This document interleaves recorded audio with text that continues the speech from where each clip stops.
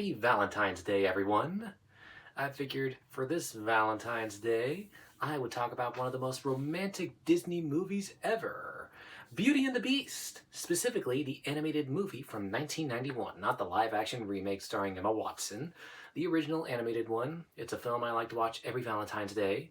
Now, of course, I should point out I will be doing a commentary on the theatrical cut and not the special edition that features the song Human Again from 2004. So remember, that's the theatrical cut that I'm doing a commentary on, not the special edition. Theatrical. You can find the theatrical cut to Beauty and the Beast available on these platforms for your convenience. Of course, you can also listen to the commentary while watching the Beauty and the Beast DVD or Blu-ray or video cassette.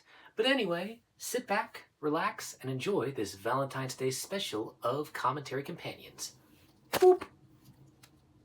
Welcome to Commentary Companions. I'm your host, Tony Garcia, and in honor of the film's 35th anniversary, and because it's Valentine's Day, I am doing a commentary on the 1991 Beauty and the Beast movie.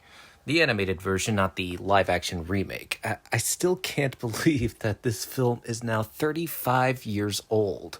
It pretty much makes me want to go to a corner just to take a nap. I still can't believe that. I mean, it's crazy, you know? And it's like, and also it's kind of weird seeing Beauty and the Beast with the 2006 Disney logo instead of the traditional 1986 Walt Disney Pictures logo along with the Animation Studios logo. But anyway, I have such a soft spot for Beauty and the Beast. Like, it's definitely one of my childhood favorites. Maybe I might not have watched it as often as say like Aladdin or The Little Mermaid, but I still have such sentimental value towards Beauty and the Beast. Also, I think it's funny that people think that deer might be Bambi's mother. But yeah, it's like I try to make a tradition of watching Beauty and the Beast every Valentine's Day because, hey, romance. Also, here's a fun fact. The narrator of the beginning of the film, who's never seen after this, was voiced by David Ogden Stiers, who also voices Cogsworth. I think that's how you pronounce it. Ogden? Maybe Ogden or Ogden, but yeah. So David Ogden Stiers voiced Cogsworth, and not only that, but he's also voiced Governor Radcliffe and Wiggins in Pocahontas, and Dr. Jumka Jukaba in the Lilo and Stitch franchise. I mean, I never would have guessed he voiced all that, which really does show Stiers' range as a voice actor. I mean, rest in peace, David Ogden Stiers. Your legacy will live on through Disney. But yeah, this is actually a really cool sequence. Yeah, make all the other people suffer for it. Originally, there was going to be a sequence where the Enchantress actually chases the prince and pretty much turns all the other people and all the other servants into the appearances of the characters we know. But that idea was abandoned.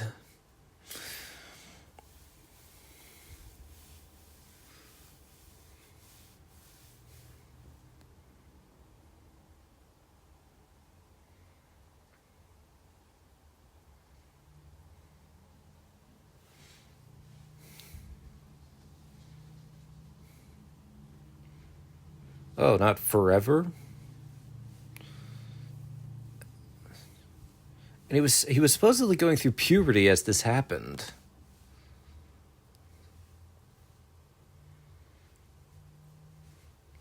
But yeah, like Beauty and the Beast was made during the animation renaissance for Disney. I mean, it was jump-started with films like Who Framed Roger Rabbit and The Little Mermaid, and pretty much Beauty and the Beast was another hit.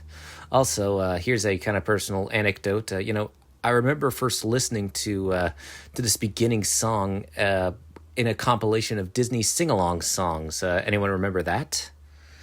And here we're introduced to Belle, the main protagonist of the movie, who this time is voiced by Paige O'Hara, or maybe it's Paige O'Hara. And I had the pleasure of meeting Mrs. O'Hara at Washington SummerCon. Very nice lady, and I have her autograph. And yeah, I got to tell her how much I loved this movie and how much I loved her.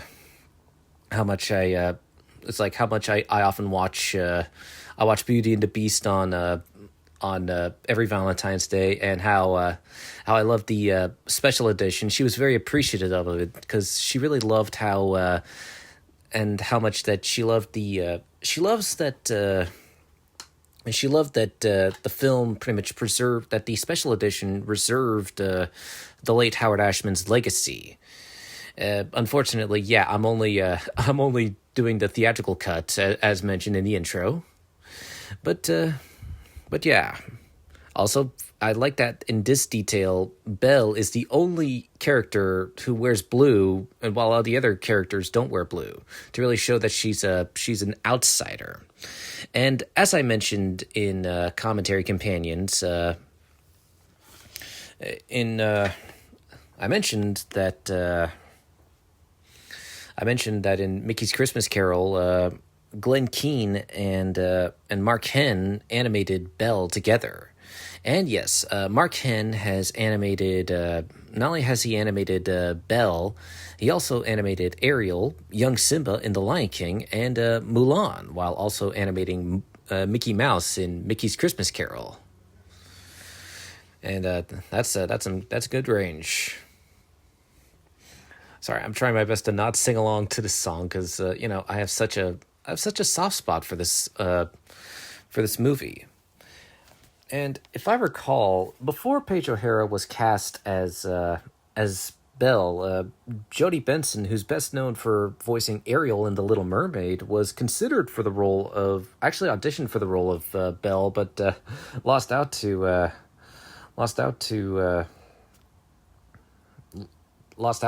Paige O'Hara. And Paige O'Hara is pretty much a traditional, very much a traditional singer. Come on, load. Whoop, whoop, whoop, whoop, whoop. She kind of looks like Curly Howard. But yeah, she's a Broadway actress, and she first appeared. She portrayed Della in The Gift of the Magi, and Beauty and the Beast was her motion picture debut. And she's also a painter, which really surprised me.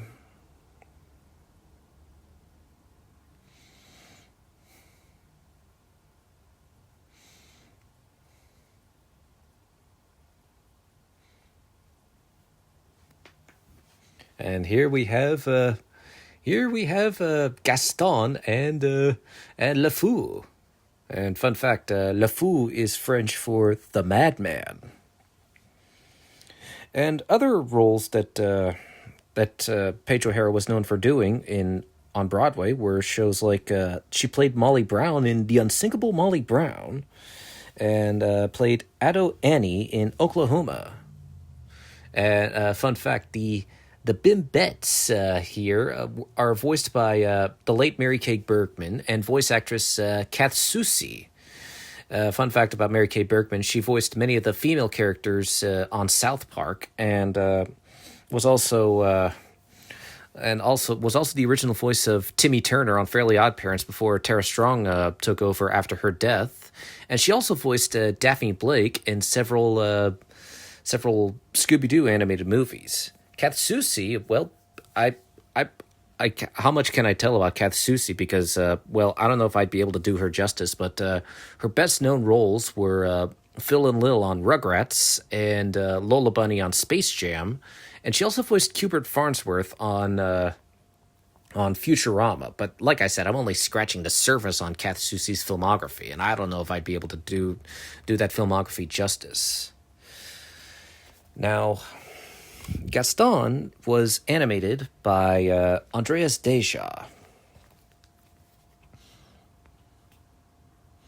But, yeah, Gaston was was pressed by Jeffrey Katzenberg to make Gaston handsome in contrast to the traditional appearance of a Disney villain. At first, Deja found making Gaston handsome quite difficult at first. But it's actually still kind of cool. But yeah, Andreas Deja has also animated King Triton and Vanessa in The Little Mermaid. Vanessa was Ursula's human disguise. Andrea Deja also voiced Jafar in Aladdin, Scar in The Lion King. He also animated Hercules. He animated Lilo, and he also animated Mama Odie and Juju in The Princess and the Frog, and he also animated Tigger in the 2011 Winnie the Pooh movie. Now, Maurice is animated by Ruben A. Aquino. Aquino has also animated, he animated adult Simba in The Lion King. He animated Chief Powhatan in Pocahontas, and he animated Li Shang and Fa Li in Mulan. He animated Pleakley and David Kawina in Lilo and Stitch. He animated Denahi in Brother Bear. He animated Mildred and Mr. Willerstein in Meet the Robinson. And he animated Eudora and James in The Princess and the Frog. Also, I didn't know this, but Maurice's voice actor, the late Rex Everhart, I wonder if he's still alive. Where did it go? Yeah, I didn't know this until I saw the kill count to Friday the 13th. Apparently Rex Everhart was on Friday the 13th.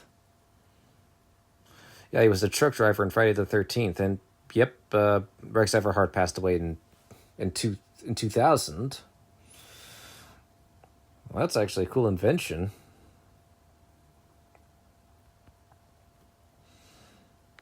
But, yeah. Oh, and he's seeing stars.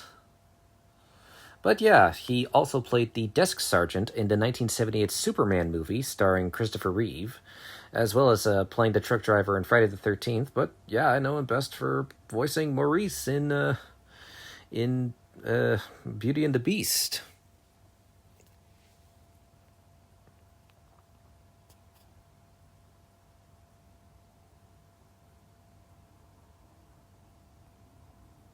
Now, Walt Disney himself actually tried to adapt Beauty and the Beast into an animated film during the 1930s and 50s, but unfortunately, those plans fell through and he ended up abandoning it. But after the success of The Little Mermaid, the Disney studio decided to enlist Richard Purdam to adapt the fairy tale, and he originally conceived it as a non-musical period drama. But Jeffrey Katzenberg was dissatisfied with Purdam's efforts and pretty much gave him the boot and ordered the entire film be reworked into a musical, and with Howard Ashman and Alan Menken on board. And it was also the directorial debut of Gary Truesdale and Kirk Wise. And Beauty and the Beast is the first animated Disney movie to have a woman write the screenplay, that writer being Linda Woolverton. Linda Woolverton also co-wrote Homeward Bound, The Lion King, and the live-action Alice in Wonderland and Maleficent movies. The first Alice in Wonderland movie made Linda Woolverton the first female writer with sole credit to gross $1 billion at the box office. So that's a big deal. Now, you may not know this, or maybe you forgot, but Beauty and the Beast is based on a French fairy tale known as La Belle et la Bête. It was written by Gabrielle Suzanne Barbeau de Villeneuve and published in 1740. Villeneuve published the fairy tale anonymously in Le Jeune Américain et les Contes Marins, otherwise known as The Young American and Marine Tales in English. La Belle et la Bête was republished in 1756, and Beauty and the Beast got an English translation in 1757. But yeah, the more you know. I sometimes forget that, of course, it's pretty much like any traditional Disney fairy tale. I mean, based on a European Disney European fairy tale, translated into English.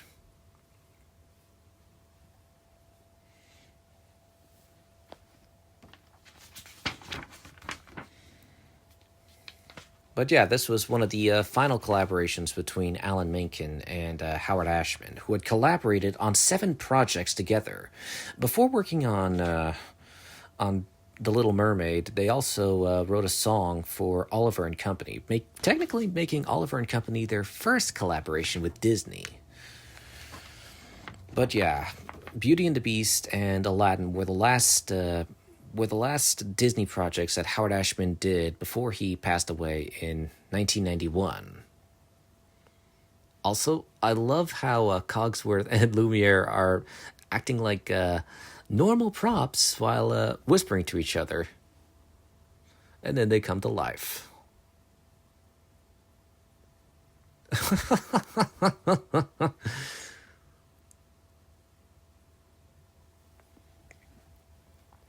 Anyway, Lumiere was animated by Rick Rainieri. Rainieri has collaborated with Andreas Deja on Roger Rabbit and Jafar. Yeah, I failed to mention Andreas Deja was a supervising animator on Who Framed Roger Rabbit, animating Roger Rabbit. But yeah, he and Rainieri animated Roger Rabbit and Jafar together. And Rainieri have also animated Ursula, from The Little Mermaid, Miko the raccoon, Hades from Hercules, Cusco in both human and llama form in The Emperor's New Groove, Ace Buck Cluck in Chicken Little, Dr. Delbert Doppler in Treasure Planet, Lewis in Meet the Robinsons, Lottie LaBouffe in The Princess and the Frog, and Mother Gothel in Tangled. Sorry, I lost my train of thought for a moment there. It's like, yeah, Cogsworth has seen his master lose his temper many times.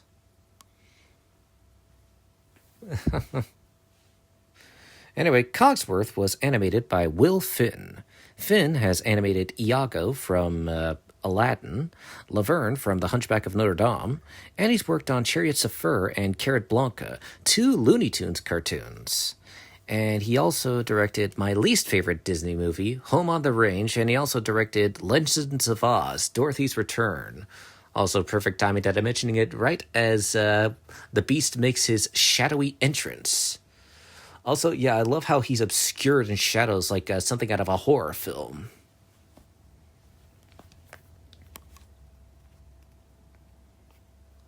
Well, that's one way to tell him to shut the hell up.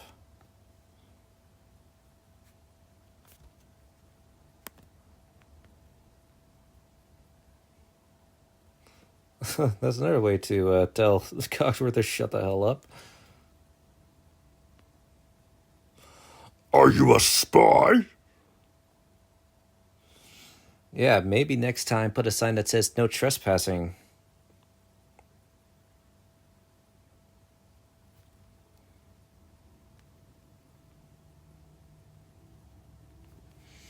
Cue malicious compliance.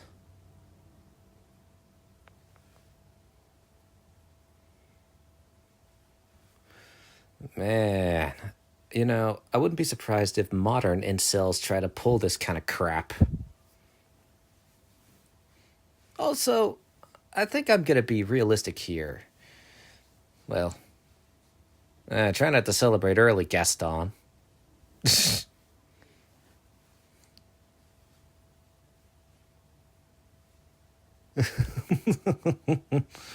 He's a good conductor.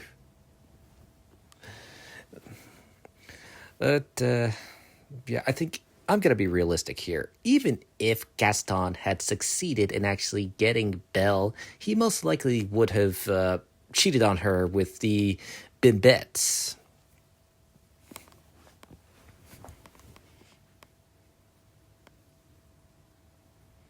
Yeah, like the Bimbettes. Oh, I think I got something in my teeth. That's better.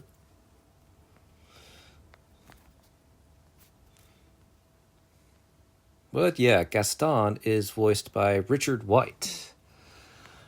And he's pretty much, ugh. It should be the other way around.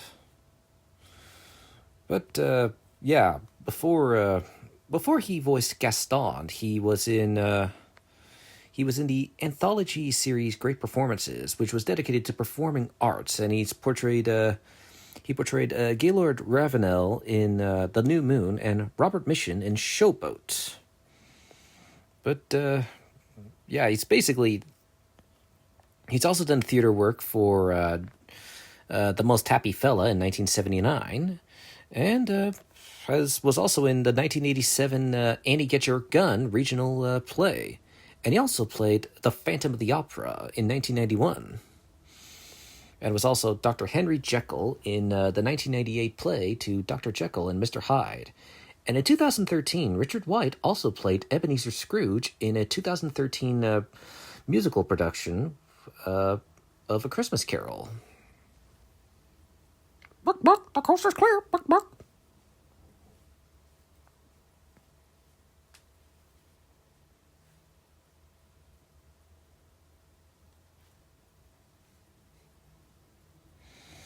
Now, Kirk Wise recalls casting O'Hara because of a unique tone she had, a little bit of Judy Garland, after whose appearance Belle was modeled. And, I kind of do see a bit of a Judy Garland appearance in Belle. And, oh yeah, that's just a beautiful shot. Wow, beautiful background. And yes, the shot of Belle singing about wanting adventure is actually an homage to The Sound of Music, the Roger and Hammerstein musical. And yeah, the animation to this movie has aged well, very well. I mean that unironically. And right on cue, there's Philippe.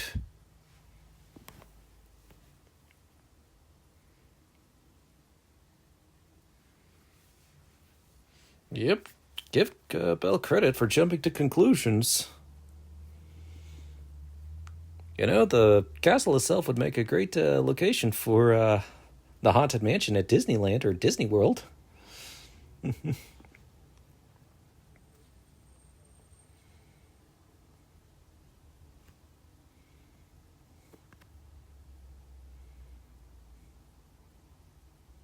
Now, many scenes were storyboarded but never animated.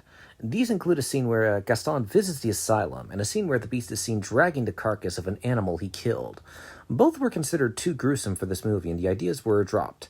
However, an animal's skeleton can be seen, though just barely, since it is heavily in shadows in the corner of the west wing, leaving a subtle implication of just how far the Beast's transformation has affected him.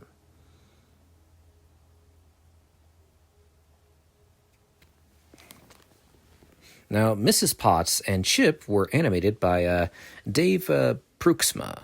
Pruxma has animated the Sultan from Aladdin, Pumbaa from The Lion King, Flit the Hummingbird and forest animals in Pocahontas, Hugo and Victor the gargoyles in The Hunchback of Notre Dame, Mrs. Wilhelmina Bertha Packard and Mrs. Fenton Harcourt in The Princess and the Frog.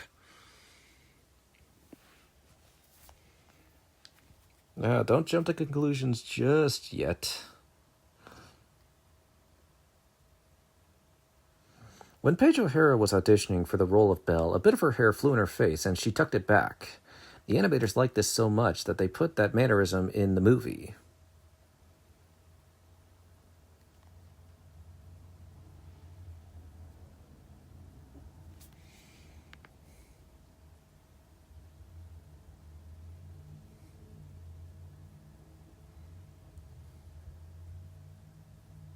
You're as cold as ice.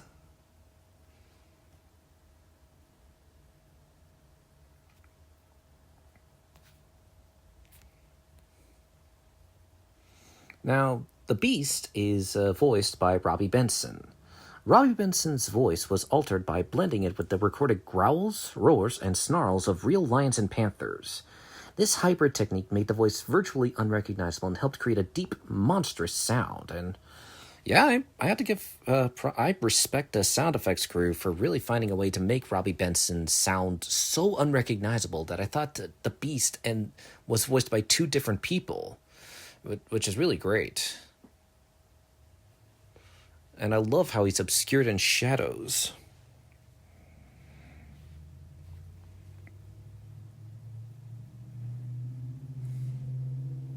Now, before the Beast got his definitive design, storyboard artist and visual development artist Chris Sanders, who would later on direct Lilo and Stitch and How to Train Your Dragon, drafted designs for the Beast and came up with designs based on birds, insects, and fish before coming up with something close to the final design. Glenn Keane, who I mentioned worked on animated, who also animated Ariel, Aladdin, and Tarzan, based the Beast's design off of various animals. He was basically his design was his design was pretty much a hybrid beast. He combined the mane and fangs of a lion, the beard and head structure of a buffalo, the tusks and nose bridge of a wild boar, the heavily muscled brow of a gorilla, the legs and tail of a wolf, and the big and bulky body of a bear. And he also has blue eyes, the one physical feature that does not change whether he is a beast or human, which is actually a nice detail. Also, I loved the hesitation and remorse in his body language.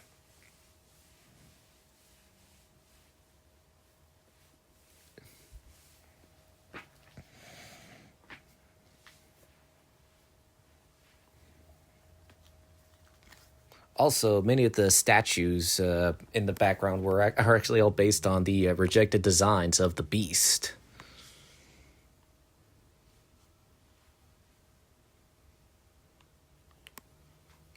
Something to her.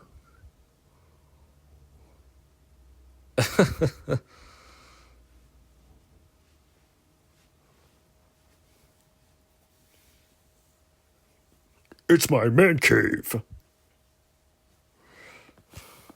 It's like no one likes it when the man cave's invaded.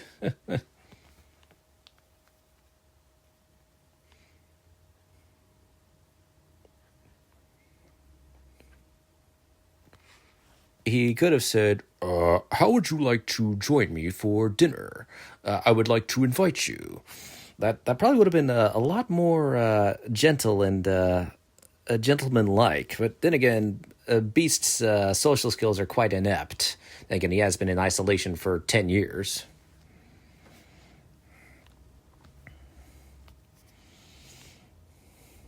Now, before Richard White was cast as the voice of Gaston, Rupert Everett auditioned for the role of Gaston, but was told by the directors he didn't sound arrogant enough. Everett remembered this Everett remembered this when auditioning for the voice of Prince Charming in Shrek 2. Anyway, Le Fou was animated by Rick Farmelo. Farmelo has animated Basil, the main protagonist of the Great Mouse Detective, alongside Toby and Dawson, who were also in Great Mouse Detective. Farmelo also animated Scuttle in The Little Mermaid, Abu in Aladdin, and he animated a camel in Prince of Egypt. He animated Tulio in The Road to El Dorado, did story art for the first Shrek film, and he has also worked on several Tom and Jerry movies. The straight-to-DVD movies like Tom and Jerry and the Wizard of Oz and Tom and Jerry and Willy Wonka and the Chocolate Factory. But yeah, he's also Le Fou is voiced by Jesse Cordy, and this is probably an obscure fact. I didn't even bother mentioning it because his role was so blinking you almost said insignificant. He also played a general in the 2003 Hulk film, but I can't find his cameo anywhere.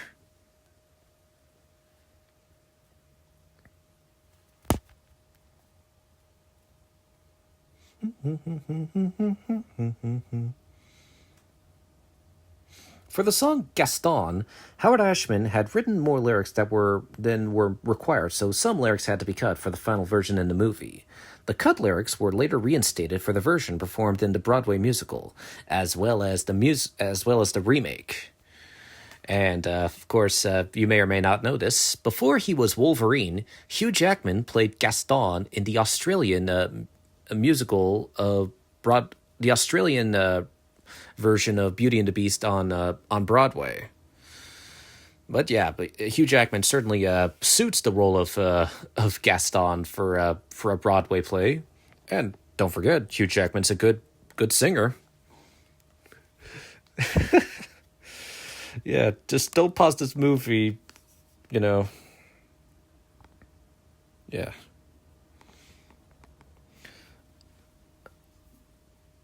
Yeah, I think Gaston owns the bar, which would make sense. I mean, that's my theory that he owns the bar. But again, a lot of people have also made theories that he killed Bambi's mother. But then again, Judge Doom killed Bambi's mother.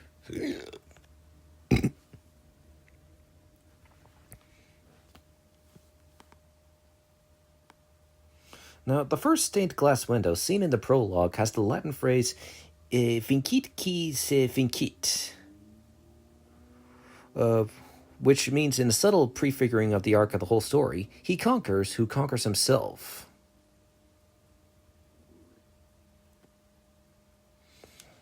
Songs actually take up 25 minutes of this movie, and only 5 minutes were without any musical score at all.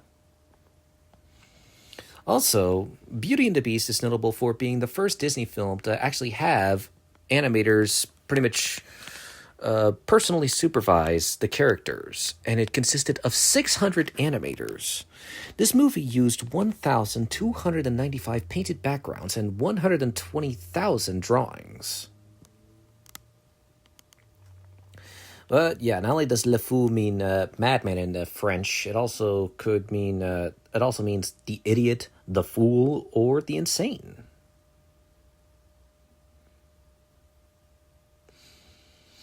But yeah, the entire cast were stars of Broadway, and Disney intended it that way, hoping that a theatrical backer could finance a future stage version of this movie.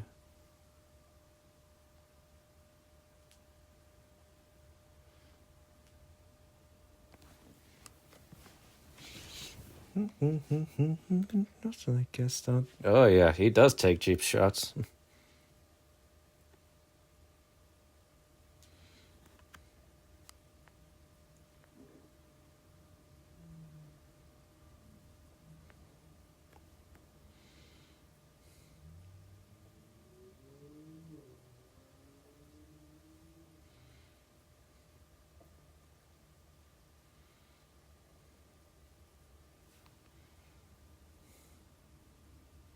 But yeah, Belle's blue and white dress and hairstyle were inspired by Dorothy and the Wizard of Oz.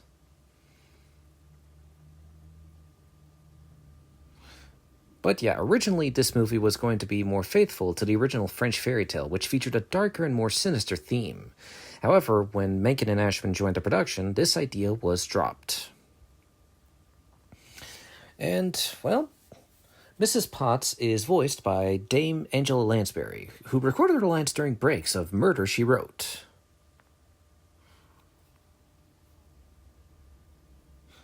But also, before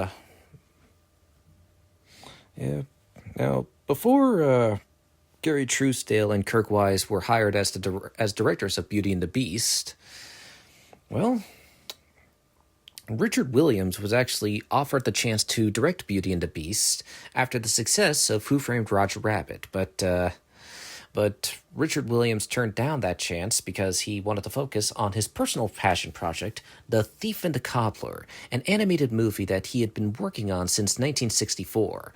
But the Thief and the Cobbler is a can of worms I'd rather not get into. It's rather complex. I guess you could say that studios did to Richard Williams' Thief and the Cobbler what Warner Brothers did to Zack Snyder's Justice League.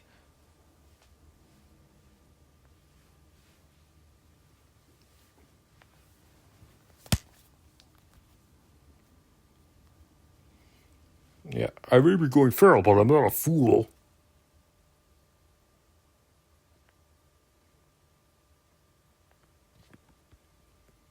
But yeah, Lumiere was voiced by Jerry Orbach, who's actually the only actor to actually use a French accent. But yeah, he's American. And was one of the last bona fide leading men of the Broadway musical and global celebrity on television. And was a versatile stage and film actor. But yeah, he was born in the Bronx, in New York. But yeah, his career began on New York stage, both on and off Broadway, where he created roles such as El Gallo in the original off-Broadway run of the Fantastics, where he was the first performer to sing that show's standard Try to Remember. He also won the Tony Award for Best Actor in a Musical for playing Chuck Baxter in the musical Promises, Promises. And he portrayed Sky Matterson in Guys and Dolls and Billy Flynn in the original Chicago. And he was also in Annie Get Your Gun and 42nd Street. Before David Ogden Stiers was cast as Cogsworth, well, the role of Cogsworth was offered to John Cleese. John Cleese turned down the role of Cogsworth in favor of working on American Tail, Fievel Goes West. But yeah, Jerry Orbach was also known for playing Lenny Briscoe on Law and Order, a role he reprised up until his death in 2004. He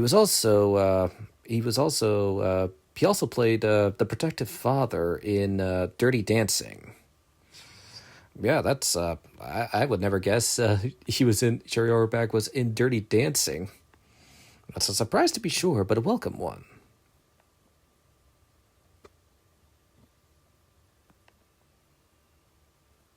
No, you can't. Yes, I can.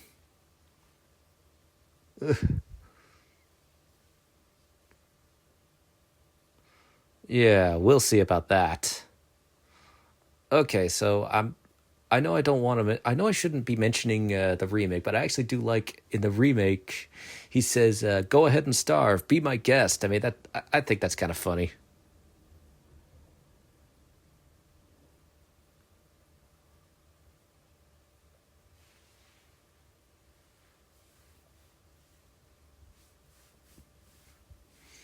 Magic mirror in my hand. I cannot think of something that rhymes with hand.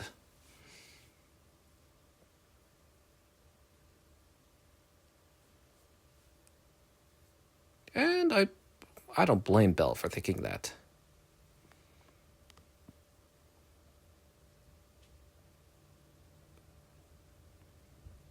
Oh, there goes another pedal.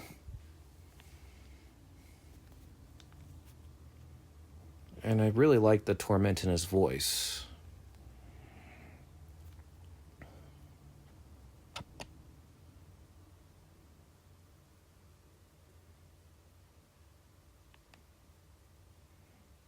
Oh, here's a funny fact. Gaston, the song sung in the tavern, originally ended with Le Fou trying to spell out Gaston's name but failing and ultimately giving up. This line, performed by Jesse Corti, can be heard on the soundtrack, and this was included in the 2017 live-action remake.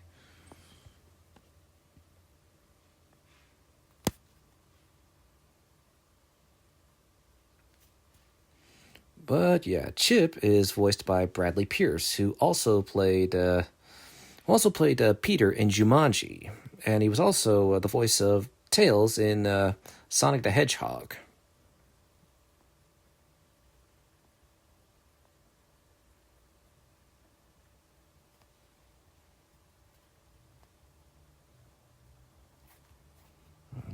Hunger won in the end.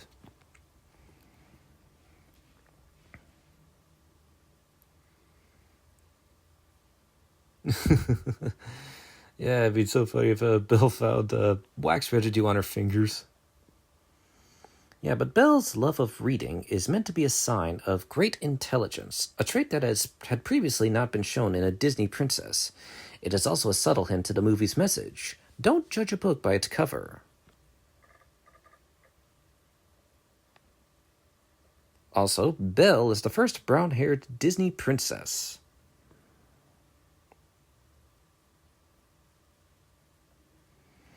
But yeah, the movie also depicts Belle as being an only child, or at least makes no mention of her having siblings. In the original fairy tale, Belle is the youngest of three daughters, and her sisters are wicked and selfish and secretly taunt and treat the kind hearted Belle like a servant to them. It is believed that the sisters were purposefully omitted from the Disney adaptation because they were too similar to characters in another Disney movie, Cinderella. Good call. Beauty and the Beast is also the first Disney animated movie to use a fully developed script prior to animation. The story had been developed through use of storyboards only in previous movies, then was further developed during animation. One possible explanation for this was that several previous Disney movies had gone way over budget when animators spent too much time and effort animating scenes that would eventually be deleted from the final cut of the movie.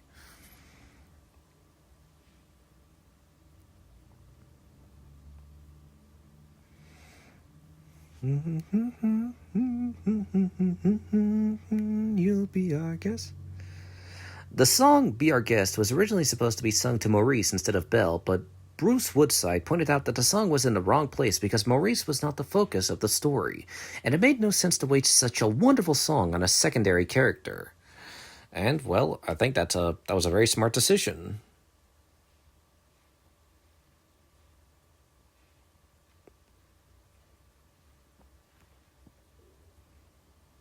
Now, the prologue states that the rose will bloom until the prince is 21. Later, in Be Our Guest, Lumiere sings, 10 years we've been rusting. So if the castle had been enchanted for 10 years and the prince is now 21, then he was 11 years old at the time he encountered the enchantress. Many fans noticed this and pointed it out, so when this movie was remade, there was no mention of the prince's 21st birthday, and Lumiere's line was changed to, too long we've been rusting, and I'm actually okay with that. Maybe he was 16 when, he was probably 16 when they got cursed. For the song Be Our Guest, Alan Menken created placeholder melodies for which Howard Ashman would be able to write lyrics. Menken later decided that those original melodies were more suitable than anything else he could compose, and they became the final version of the song.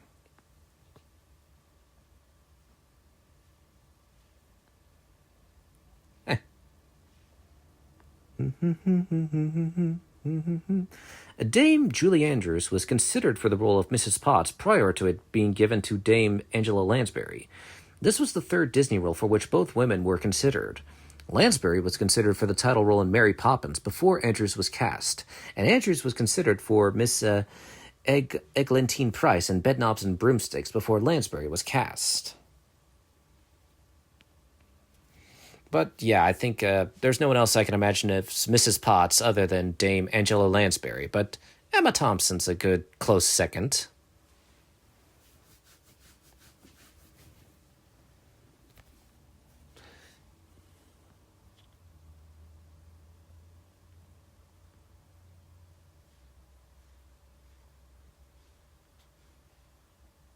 $370 men and women were involved in this movie's production, of whom 43 were animators.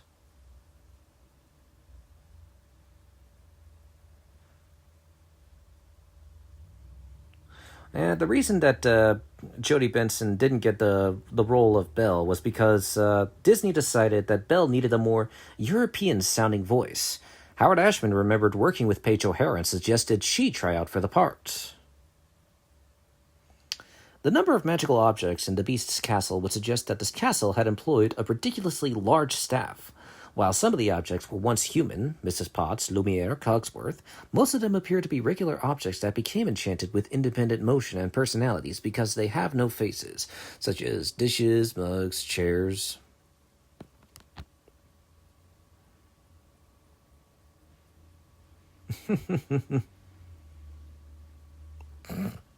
Those were some real punches.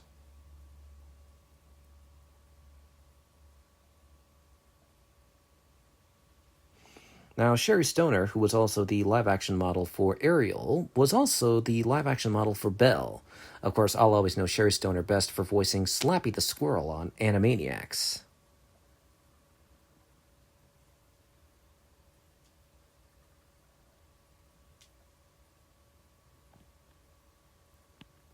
Okay, this is fun. The signs that Maurice comes up when going to the fair, according to the movie commentary, read from top to bottom, Saugus, Newhall, Valencia, and Anaheim, all towns in Southern California where most of the workers at Walt Disney Feature Animation lived. The sign just above Saugus reads Ramona, another town in Southern California, although the commentary did not mention it specifically. Anaheim is the name of the city where Disneyland is located.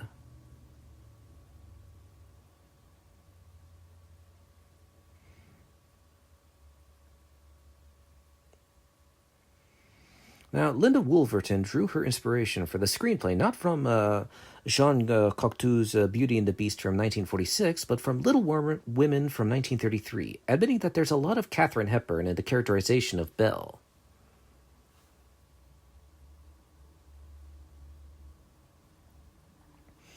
Now, Ron Clements and John Musker were also offered the chance to direct Beauty and the Beast, but they turned it down because of exhaustion from The Little Mermaid and instead decided to direct Aladdin. Oh, don't you turn your back on Belle, you fools. Now, art directors working on this movie traveled to the Loire Valley in France for inspiration and studied the great French Rococo painters of the 18th century like Jean-Honoré Fragonard and François Bouquer to give their settings a European look.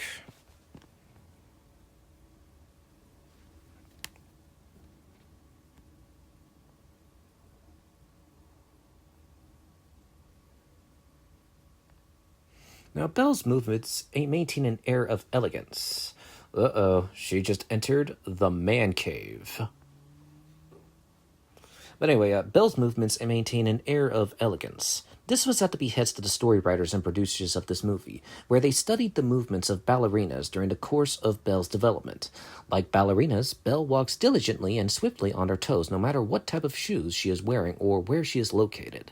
She can subconsciously navigate her way through a crowded street while reading, without colliding with any other people or objects, although having several near hits. At one point, even deflecting water that was about to pour on top of her while she was reading without once looking up.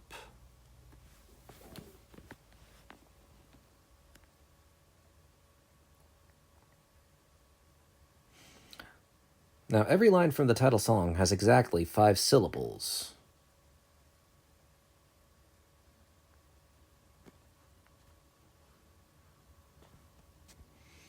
Yeah. Busted.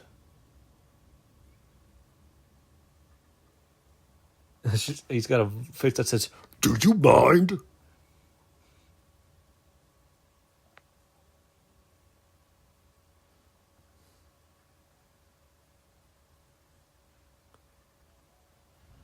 oh, look, Beast just mentioned his favorite Jordan Peele movie. Cue malicious compliance. And it's like, ah, shit. There goes another one. During the playing of Belle to the animation team, story supervisor Roger Allers improvised the background village voices on the spot after noting that the part where Gaston was trying to catch up to Belle felt a little empty musically. Howard Ashman told Roger to do it as Alan Menken played the piece on the piano. Roger Allers never felt so rushed to do something like that in his life. His demonstration actually improved the song as Ashman liked what he heard.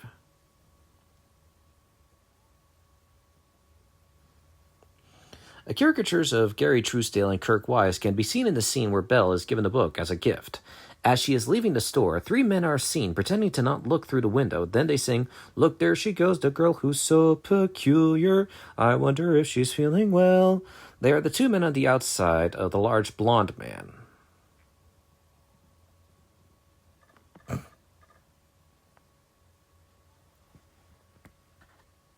Also, Beauty and the Beast is notable for being the last Disney musical movie in which all the voice actors and actresses performed both the singing and speaking and singing parts until The Princess and the Frog.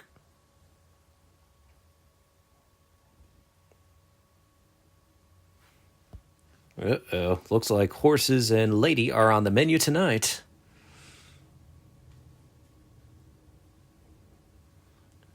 Meat's back on the menu tonight, boys.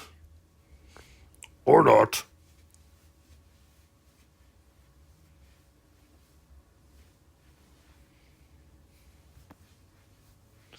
Yeah, he's talk about a talk about a fight. It's like, get off my back! Yep, that's what he knew. It's a one-sided fight. One-sided.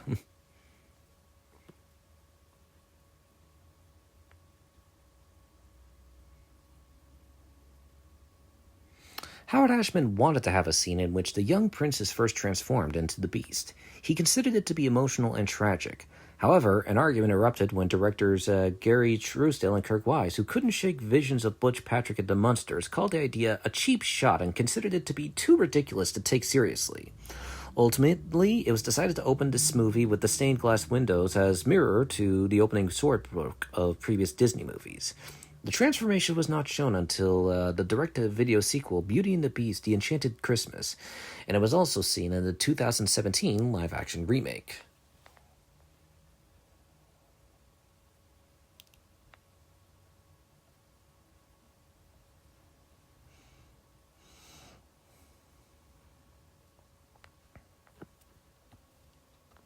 Of course, played a he said, she said game.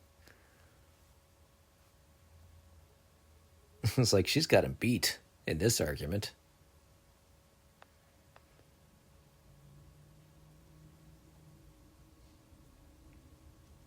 What can I say except you're welcome?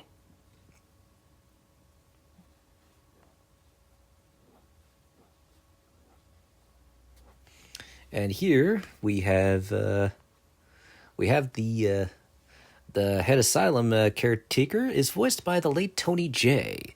And of course, his other role you might know him best for is as the voice of Judge Claude Frollo in The Hunchback of Notre Dame. Of course, one of his most overlooked roles was in Twins. Hold on. Who did Tony Jay play in Twins?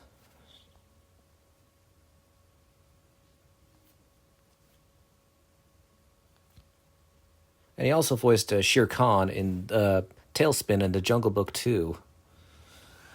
But yeah, Tony Jay also played the role of Professor Werner in Twins, and he's much more gentle in Twins than he is in Hunchback.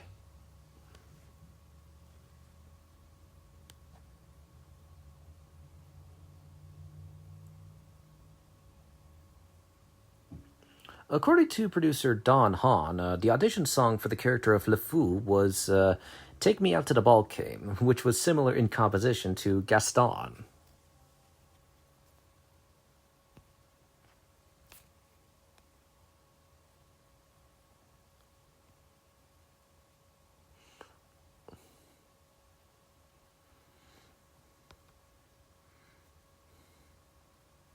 Ah!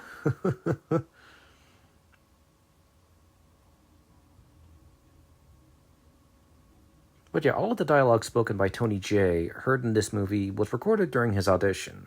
He gave two readings. The reading heard in this movie was using what Jay called his masterpiece theater voice. This brief lull led him to being cast as Judge Frollo in Hunchback, which was also directed by Truesdale and Kirk Wise, set in France, as well as featuring David Ogden Stiers in the cast.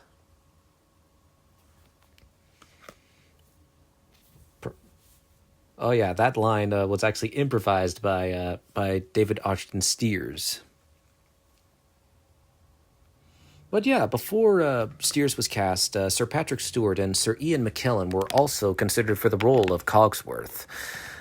Patrick Stewart had to turn down the chance to voice Cogsworth due to his commitments on Star Trek The Next Generation. He also had to turn down voicing King Triton in The Little Mermaid because of Star Trek as well.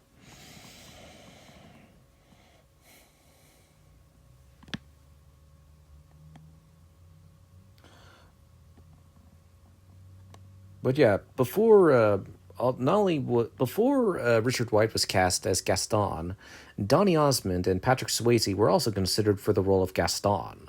Osmond would play Gaston in the stage version of Beauty and the Beast and would provide the voice of Shang in Mulan. Of course, I'll know him best for playing Joseph in Joseph and the Amazing Technicolor Coat. Now, the library in the Beast's castle bears a strong resemblance to the oval reading room of a Richelieu building at the Bibliothèque Nationale de France in Paris.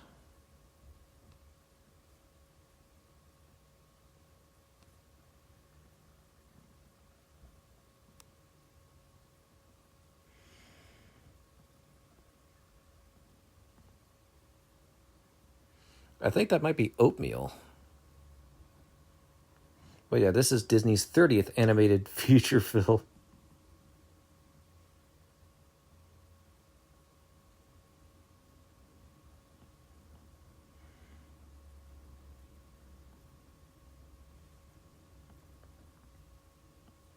Now, several characters in this movie are an homage to the characters in the 9-time Academy Award-winning Gigi from 1958. Lumiere is a tribute to Maurice Chevalier, perfectly impersonated by Jerry Orbach. The main male protagonist's name is Gaston, with a similar air of confidence as Gaston from Gigi. When Gigi rebuffs him in the 1958 movie, it is similar to when Belle rebuffs Gaston and both sing a self-righteous song of indignation. Gaston of this movie is not redeemed in the end, however, unlike Gigi's Gaston. This movie is a take on the classic French novel, of course, it's a take on La Belle et la Bête, though not the same source material, both being French-themed. This movie pays homage to the great French actors and themes passed in Gigi. Watching Gigi will lead to a greater appreciation of this movie. Jerry Orbach intended Lumiere's voice to be similar to Maurice Chevalier's and even paid tribute to him in the middle of the Be Our Guest number, right as he says, course by course, one by one. Also, yeah, this is one of the few times Robbie Benson's real voice is heard as he's singing in thoughts. It's off-putting, but, you get used to it. And of course, Tim Curry was also considered to voice the Beast, but he didn't get the part. But he later voiced Lord Forte in Beauty and the Beast: The Enchanted Christmas.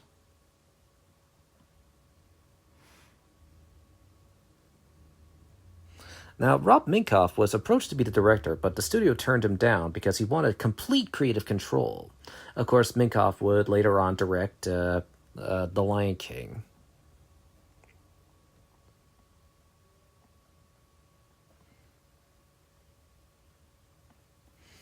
Paige O'Hara, the voice of Belle, was amongst the first few artists to express interest in recording the pop version of Beauty and the Beast as heard at the ending credits, but Disney dismissed her because she sounded too Broadway.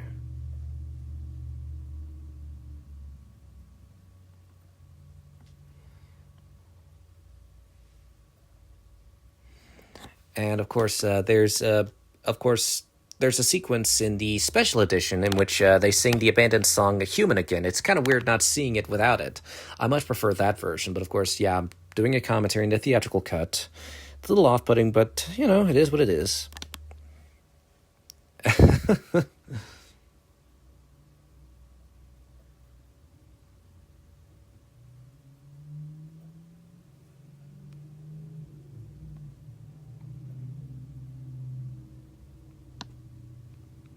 Also, I love how I just have to praise Robbie Benson's voice performance. At the beginning, he sounds like he's one bad day away from going feral, but here he gets, as he learns to really control himself and learn humility, he becomes more. I love how he gets more gentle, and it really is. I mean, Robbie Benson's voice performance really carries the film. It is a great voice performance when he's the Beast. Ah, here it is. That beautiful yellow dress that has become so iconic. Now, Belle's eyes were originally going to be gray, but in the final cut, they were hazel. Belle is currently the only official Disney princess to have hazel eyes. Now, originally, Dame Angela Lansbury thought that another character would be better suited to sing the ballad Beauty and the Beast. The directors asked her to make at least one recording to have for a backup. At one point, they wanted it to be like a rock and roll ballad or something. I'm so glad that never happened, because the recording that Miss Dame Lansbury did ended up being the definitive song used in the final cuts. And I'm so glad that it was kept.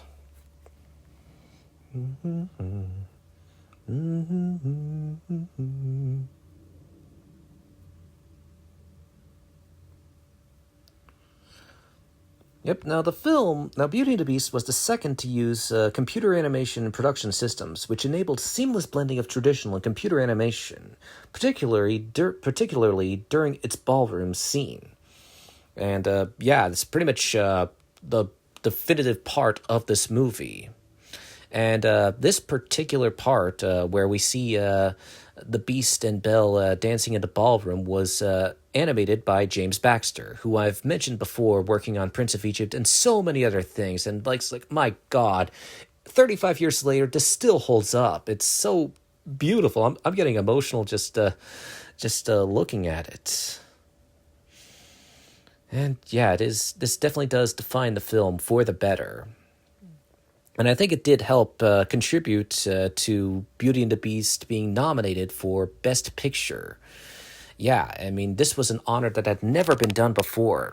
But yeah, Beauty and the Beast, the animated movie, is the first animated movie to ever get an Oscar nomination for Best Picture. Sadly, the film lost to The Silence of the Lambs, but this honor motivated the Academy to create a brand new Oscar nomination. That nomination being the Academy Award for Best Animated Feature, which has been going strong. I mean, Disney has won a lot of them. I mean, I guess I could look up how many they've won so far. But, okay. How many Oscars for Best Animated Feature has Disney won?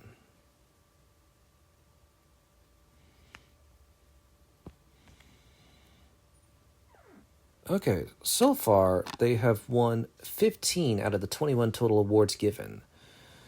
And of course, 4 of those wins were for Frozen, Big Hero 6, Zootopia, and Encanto, and 11 of those wins have been for Pixar. But yeah, together it's been 15 wins.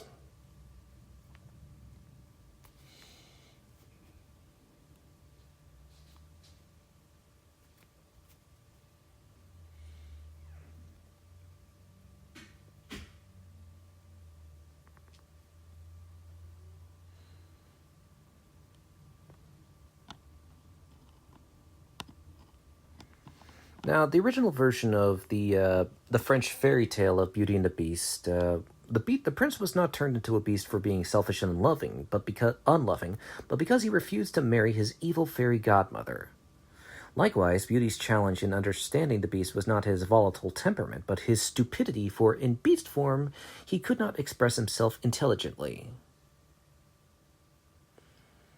Also, Beauty and the Beast is the first animated feature to win a Golden Globe for Best Picture in musical or comedy.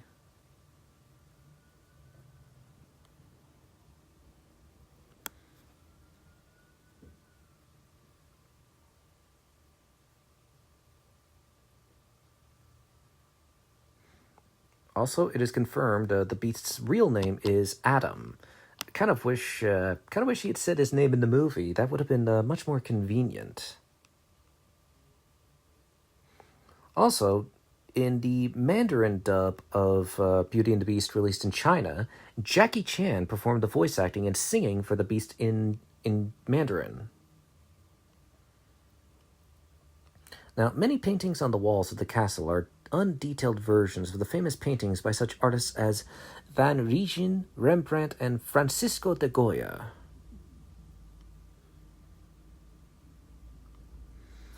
Now, the dance between Belle and Prince Adam in the finale was actually... Oh, wait, whoops, spoilers.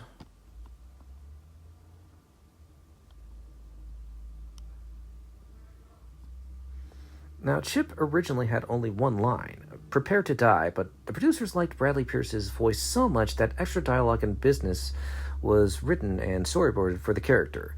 The original cute character of the movie was a music box, which was supposed to be a musical version of Dopey from Snow White, which could soothe the Beast with its music and stow it away with Belle when she was freed. But when Chip's role was expanded, the music box idea was scrapped. However, it could be seen for a brief moment on a table next to Lumiere just before the fight between the enchanted objects and the villagers in the Beast's castle.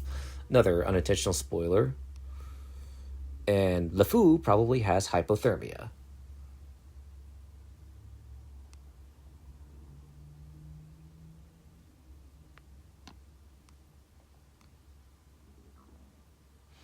Beauty and the Beast was the first Best Picture Oscar nominated for Disney since Mary Poppins, as well as the third nominated for the Walt Disney Company after Mary Poppins and Dead Poets Society.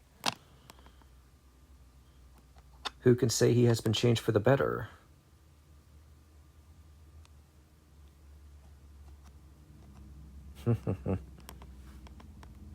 The movie was previewed at the New York Film Festival in September of 1991 in a work-in-progress format. Approximately 70% of the footage was the final color animation. The other 30% consisted of storyboard reels, rough animation pencil tests, cleanup animation pencil tests, and computer animation tests of the ballroom sequence. This marked the first time that Disney had done a large-scale preview of an unfinished movie. There was some concern at the studio as to what the audience, consisting of only adults, would think of the work-in-progress version. According to producer Don Hahn, the audience gave this movie a strong, overwhelming standing ovation.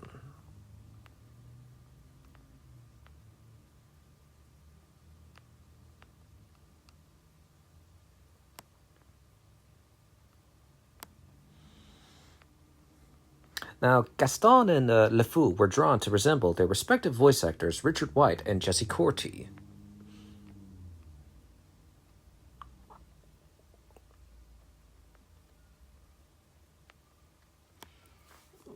Gaston looks like he hasn't slept in a few days, maybe a few weeks.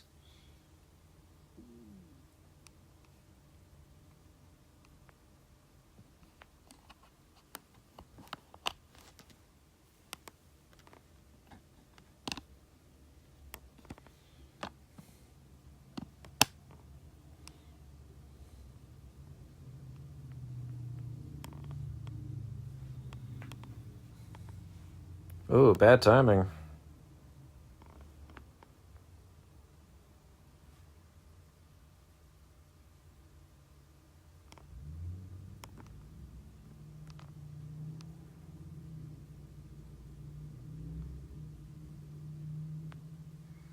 Oof.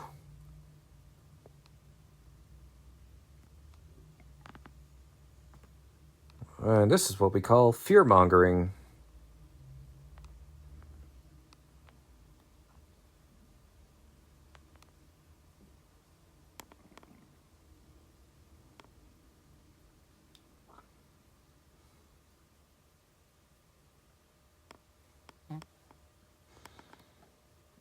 Of course, before the Beast was had Robbie Benson voicing him, Lawrence Fishburne and Val Kilmer were considered for the role of Beast.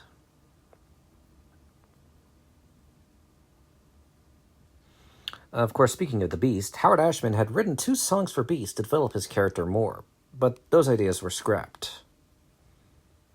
Casting of the Beast was a true challenge, considering the fact that the directors were searching for someone who could alternate between a deep, gruff, and rather uninviting voice to a soft, prince-like tone.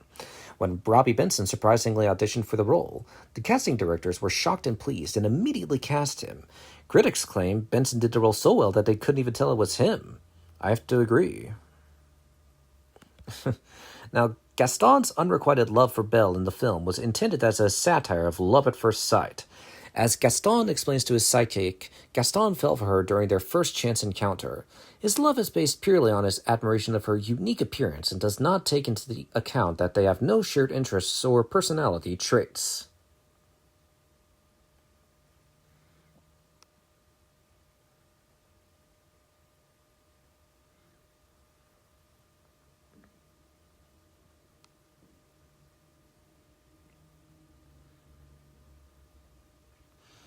According to producer Don Hahn, the motif of the Enchanted Rose was inspired by the Wicked Witch's giant hourglass from The Wizard of Oz.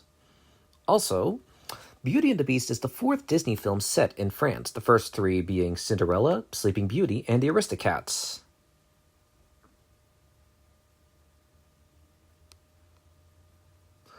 Also, Chip is Mrs. Potts' 12th child.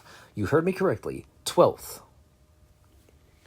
In the French version of Beauty and the Beast, the movie, Cogsworth's name is Big Ben.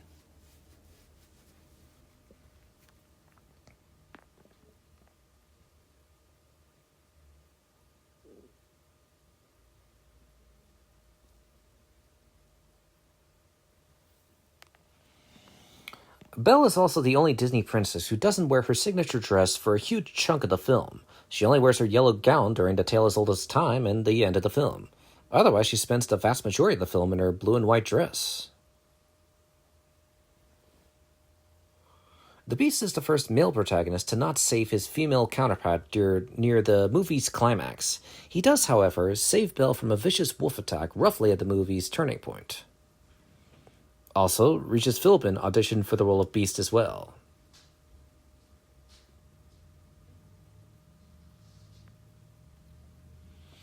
In early versions of the script, LeFou was based more on Woody Allen, and the studio was hoping to persuade Allen to voice him. However, after some changes were made once Ashman and Menken were brought in to help make this movie, LeFou's character changed and Allen's voice didn't match LeFou anymore, so Jesse Corti was cast instead.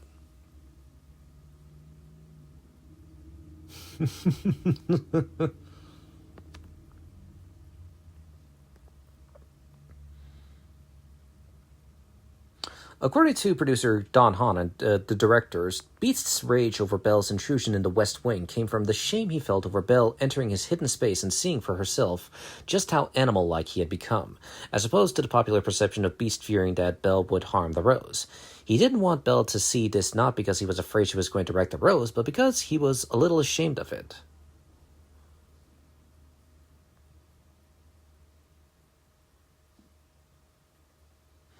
Now, Angela Lansbury almost didn't record the title song due to a mix-up.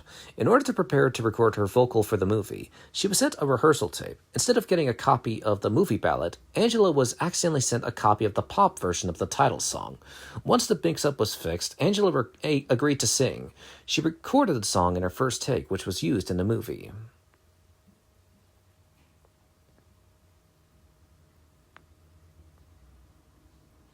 Also, Beauty and the Beast is the first Disney animated movie to be dubbed in Spain. Previously, most had been dubbed in Mexico for the Spanish market, with one or two dubbed in Argentina.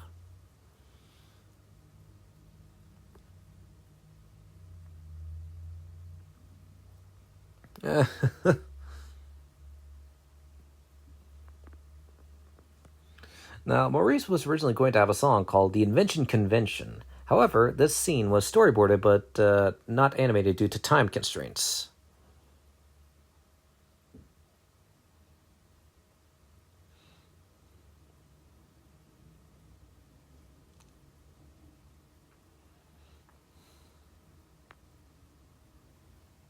The wolf chase sequence was originally going to include computer-generated images like the ballroom scene, but it was unsuccessful.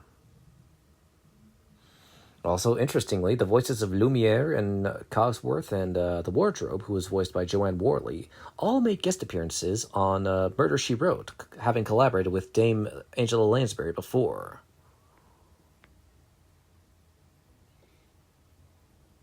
It's almost like he's saying, "Oh, seriously? What the hell, man?"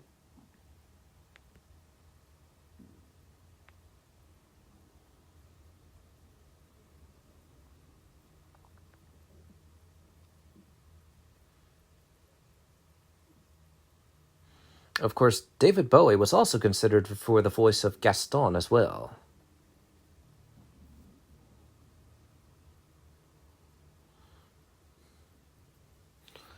I believe originally this climactic scene was supposed to be use CG effects, but they were still not advanced enough for it. But I still think this fight scene works better in traditional animation. But also, it would be kind of funny if during the fight, because Gaston is confirmed to eating 60 eggs a day, suddenly he gets a heart attack from having eaten too many eggs. That probably would have been a lot funnier. Maybe too dark, though. Then again, what do I know? I know how Gaston meets its demise. That's Whack-A-Beast.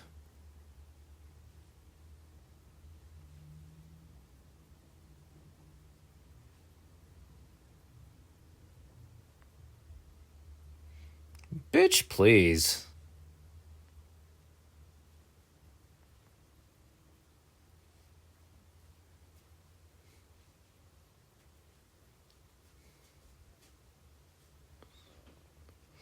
Now, originally, Gaston was supposed to say, "Time to die," but Disney thought it sounded too scary. So instead, Gaston says, "Belle is mine." But, yeah, which is ironic because in The Lion King, the hyenas say to Simba, "We'll kill ya," in a G-rated movie. And again, G-rated movies had more balls than they do these days. And that is literally the only speaking line Beast says to Gaston.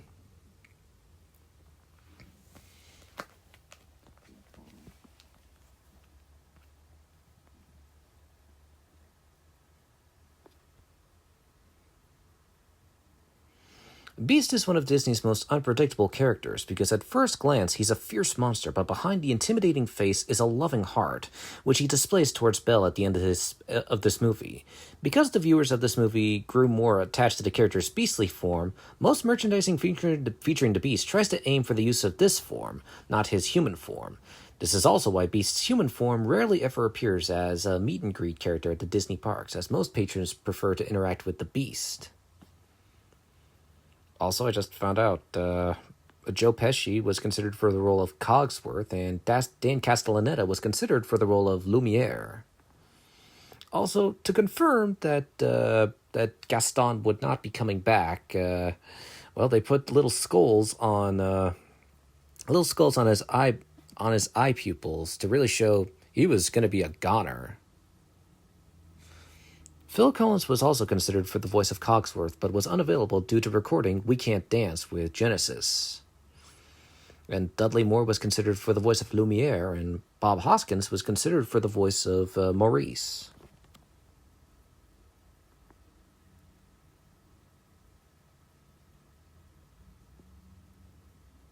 Also, Roddy Piper was considered for the voice of LeFou, and Dolly Parton was considered for the voice of Mrs. Potts.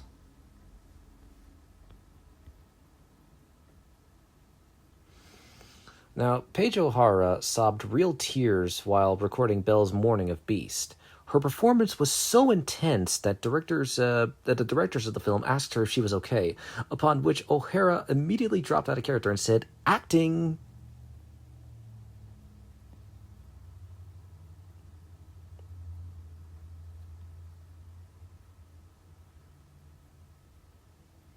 An original draft for Gaston's demise was supposed to be that the wolves would kill him after surviving his fall from Beast's castle with a broken leg. This outcome was later used in The Lion King. And finally, we get to the transformation scene, which has, honestly, Alan Menken's best composition of music, in my opinion. Now, Glenn Keane was most excited about the transformation sequence and said it would be the highlight of his career in animation. He purposefully asked that it be the last thing animated of the Beast in order to save the dessert for last. The schedule said that he would only have 2 weeks to complete the animation. He went to producer Don Hahn and asked that it be changed because he was not going to be able to get the emotion across that was needed on such a tight agenda. Hahn told him to forget about the schedule and take as long as was needed. And originally, Beast was supposed to be stabbed by Gaston twice, once in the leg and again in the side, followed by Gaston deliberately pushing himself off the tower and laughing maniacally while falling. The filmmakers changed it to just his side to avoid the already dramatic scene becoming too disturbing for children, but Gaston's edited sewer slide is a probable explanation for his choosing such a dangerous position to kill Beast, despite knowing that he would never win Belle's heart. The character of Gaston was not in the original fairy tale of Beauty and the Beast. Rather, he was inspired by the antagonist of the 1946 film. Avenant was in love with Belle and tried to kill the Beast upon learning that she loved him, losing his life in the process. Reportedly, a direct-to-video sequel to the Disney movie was to feature a villain named Avenant, Gaston's revenge-seeking younger brother, but the project was scrapped in favor of The Enchanted Christmas. Now, I can definitely tell that Glenn Keane also animated Tarzan because, I swear, Prince Adam in his human form kind of looks like Tarzan in the shot where he kisses Belle. Also, what I think is funny is in several illustrative adaptations of the Disney movie, the human version of Beast pretty much looks like Gaston because the animators were lazy as hell. It's weird, that he looks like like Tarzan, but it's probably just a minor nitpick.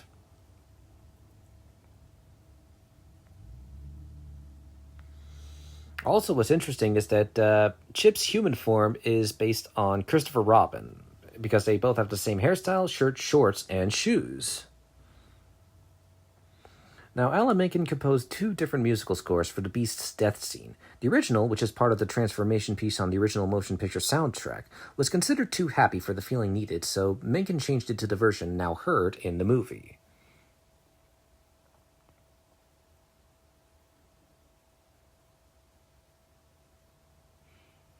Now, the curse on Beast requires him to be worthy of pure love without any emphasis on exterior beauty.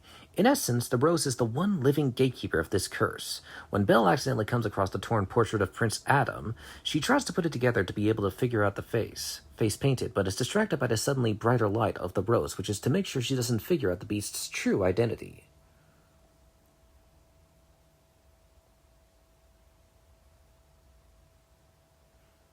Probably not.